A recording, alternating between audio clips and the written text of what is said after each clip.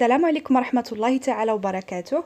في هذا الفيديو ديال اليوم ان شاء الله غتشوفوا معي الطريقه ديال تحضير سلطه بالدجاج اللي سهله بزاف، ويعني كتصلح كما كتعرفوا فصل الصيف الحراره تنفعنا يعني بزاف. نتمنى ان هذه الوصفه ديال اليوم تعجبكم، وإلا كانت هذه اول مره كتزوروا القناه ديالي فما تنساوش تابوناو وتقوموا بتفعيل الجرس باش يوصلكم كل جديد، وتشاركوا هذا الفيديو مع الاصدقاء ديالكم والاحباب ديالكم.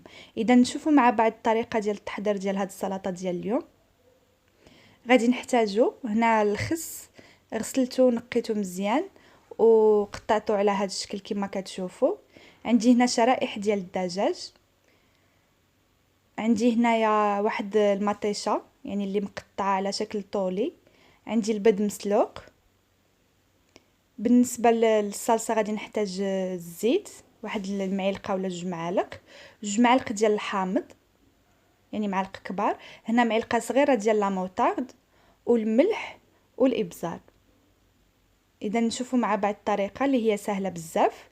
غادي نجيب واحد المقله ندير فيها واحد النقطه ديال الزيت، ما نكثرش بزاف لان المقله ما كتلصقش. غادي نستف دوك الشرائح ديال الدجاج، ثم غادي ندير لهم الملح والابزار.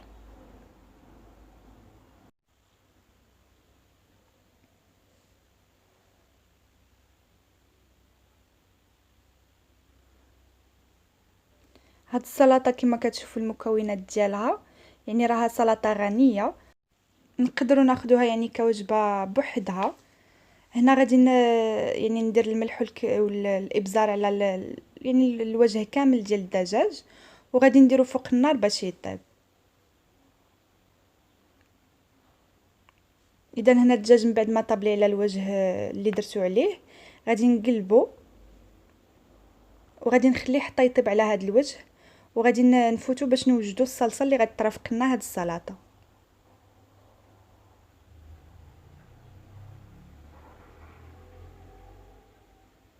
هنا غادي نجيب الزيت كما قلت لكم 2 معالق. يمكن لكم تستعملوا زيت الزيتون اللي كيبغيها مع السلطه. غادي نزيد عليها الحامض واحد 2 معالق كبار ولا موطارد، وندير معاهم الابزار ونخلطهم مزيان. واللي كيبغي النكهه ديال الثوم يعني في لي سالاد يديرها حتى هي، يزيد واحد الراس ديال الثومه. غادي نخلط هاد الصلصه مزيان، وغادي كما كتشوفوا الدجاج هنايا قطعته لشرائح. غادي نجيب الطبق ديال التقديم اللي درت فيه الخس، غادي نرش عليه هذيك الصلصه ونستف هذوك الشرائح ديال الدجاج، ثم ندير يعني البيض مسلوق حتى هو نستفو في الطبق، ونزيد المطيشه. كما كتشوفوا معايا يعني سلطه سهله بزاف.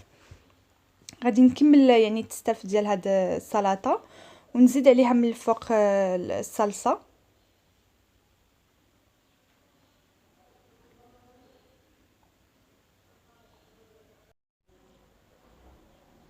وغادي نرافق هاد السلطه يعني بشرائح ديال الخبز. كما قلت لكم هو يعني يولي عندنا طبق غني بزاف.